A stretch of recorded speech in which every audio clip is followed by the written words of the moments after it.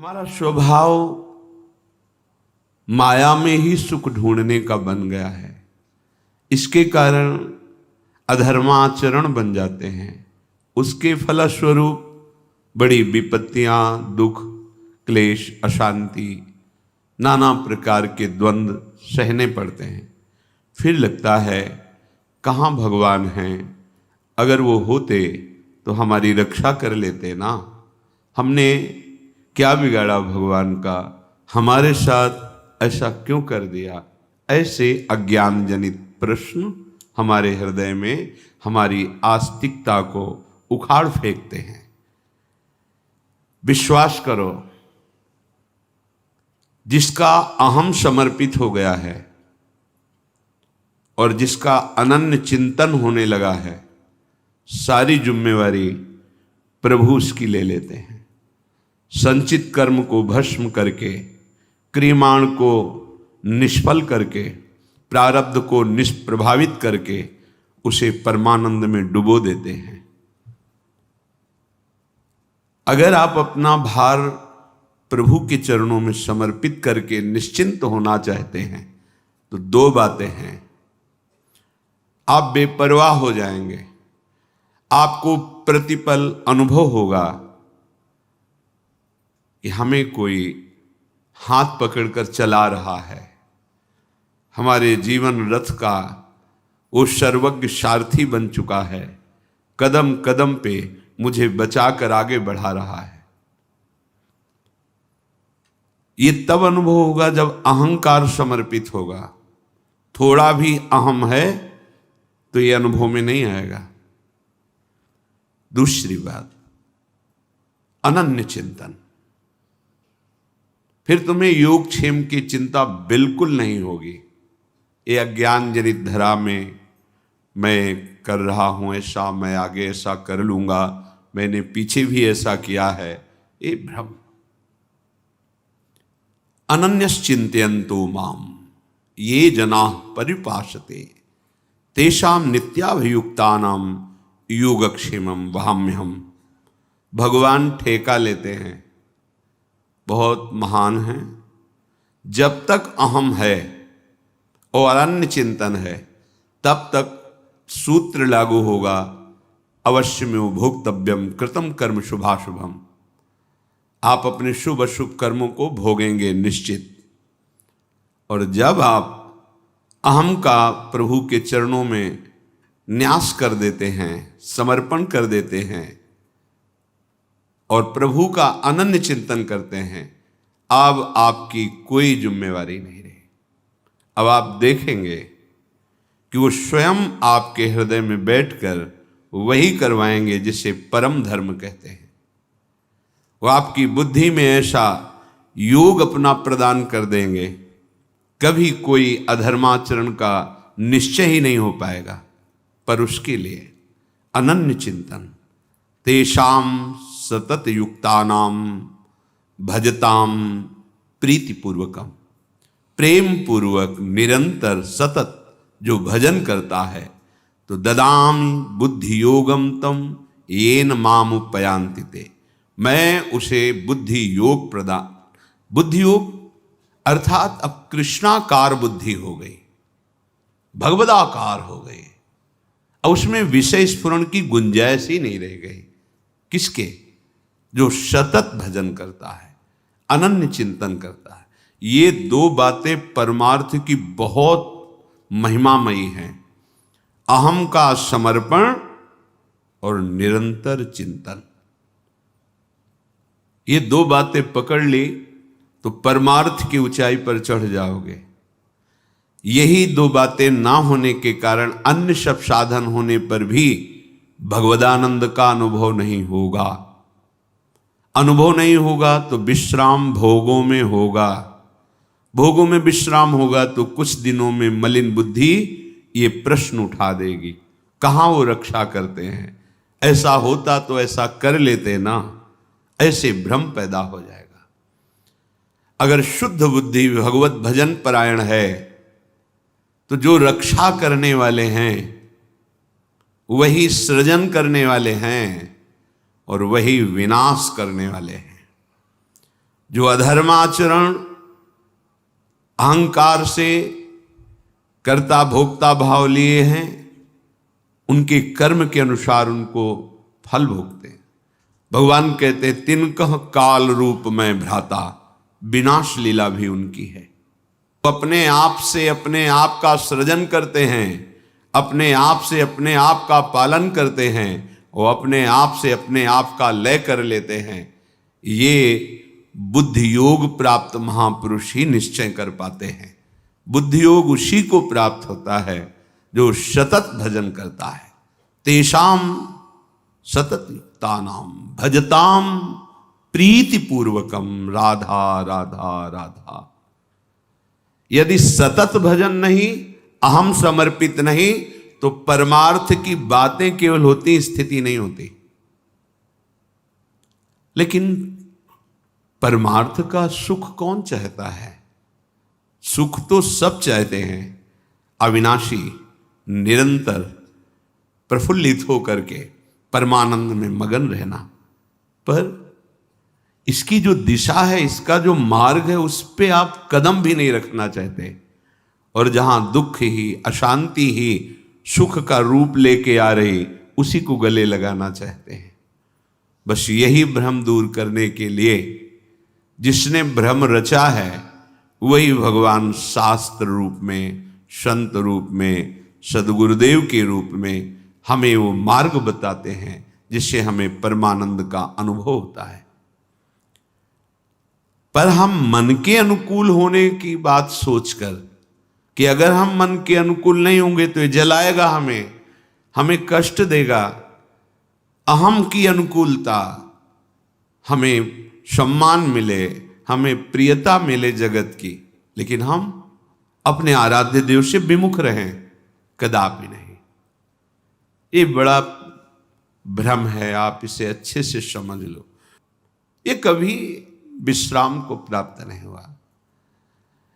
ये संकल्प बनाता है अगर ये शरीर भोगने को मिल जाए, मैं विश्राम को प्राप्त हो जाऊंगा। ये पदार्थ भोगने को मिल जाए, ये दृश्य देखने को मिल जाए, ये श्रवण प्रिय संगीत सुनने को, ये वात सुनने को,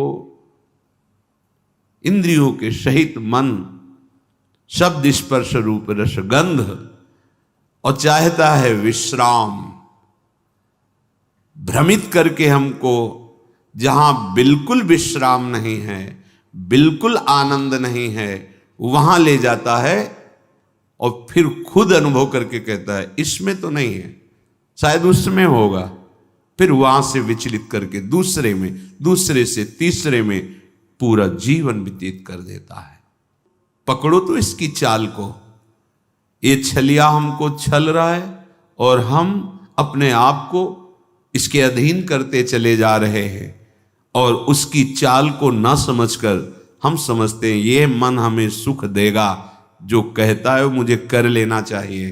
गलत सलाहकार है, फंसा देगा, पराजित करा देगा, बंधन में डलवा देगा। जैसे जिस राजा का मंत्री यदि गलत सलाह दे तो राज्य नष्ट हो जाता है, यदि वैद्य गलत सलाह दे तो मरीज को रोग पूर्ण रूप से अधीन करके नष्ट कर देता है। यदि सद्गुरु शिष्य के अनुकूल होकर बोले तो उसका नाश हो जाता है। शास्त्र के अनुकूल, सिद्धांत के अनुकूल तो उसको परमात्मा प्राप्ति होती है। ऐसे ही इस मन रूपी सलाहकार ने मुझ भगवद अंश को ऐसी सलाह दी कि शब्द स्पर्श रूप रस गंध, ये जो माया रचित हैं, इनके भोगने में बड़ा सुख है। जहां जहां कहता है वहां वहां, जो जो क्रिया कहता है वो क्रिया, जैसे जैसे कहता है वैसे वैसे। पर कभी इस छलिया मन ने ऐसा नहीं कहा कि बस हो गया, जिस मार्ग में चला भी सुख नहीं मिला, ये सब मिथ्या है, सत्य वचन है, अब मुझे वापस होना चाहिए, इस मन की सलाह में नहीं फंसना चाहिए। पर नहीं, उसी छलिया मन का साथ देकर, इतना साथ देकर कि स्वयं मन बन करके, कि मन मानो मैं हूं, मन को अच्छा लगा, मेरे को अच्छा लगा, मन को बुरा लगा, मेरे को बुरा लगा। इतनी तन्मयता, यही हमारा पतन है, यही हमारी मायाकृत आकर्षण की वृत्ति है जो हम समझ नहीं पा रहे। रात दिन जैसा इसने कहा इंद्रियों के सहित वैसी ही चेष्टा की, पर सहज सुख जो हमारा स्वरूप है, चेतनामल सहज सुख राशि, हम अपने स्वरूप का विस्मरण करके हमारे ही बल से बलवान होकर इस मन और इंद्रियों ने हमें फंसा दिया, दुर्गति कर दी।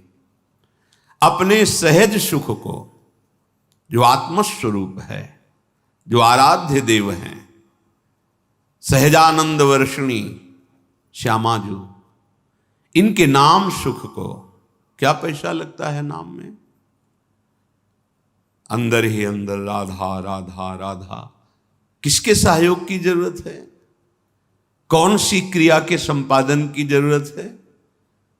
राधा राधा राधा।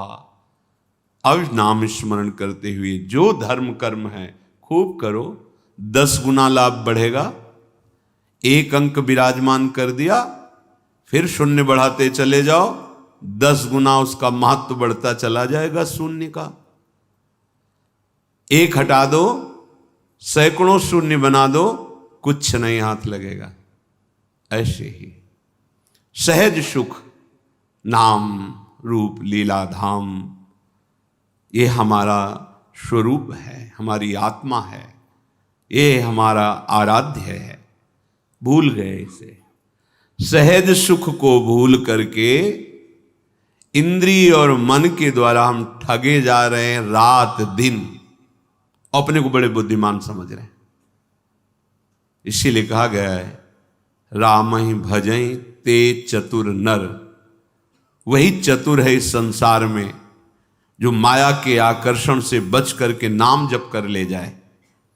नाम जप नहीं हो रहा तो जीवन व्यर्थ जा रहा है। निशिदिन भ्रमत, रात दिन दौड़ा रहा है मन, ये कर लो, ये मिल जाएगा, इससे सुखी हो जाओगे। इतने अधर्माचरण, इतने पापाचरण कि फिर बुद्धि निर्णय करना बंद कर देती है। वो पशुवत, वो राक्षसवत हो जाता है। आंख खोल के देख लो, भगवद विमुख कैसा अंतःकरण निश्चय करता है, कैसा मनन करता है, कैसा चिंतन करता है। निंदनीय से निंदनीय कृत्य करने में उसको कोई संकोच, कोई लज्जा, कोई भय नहीं लगता।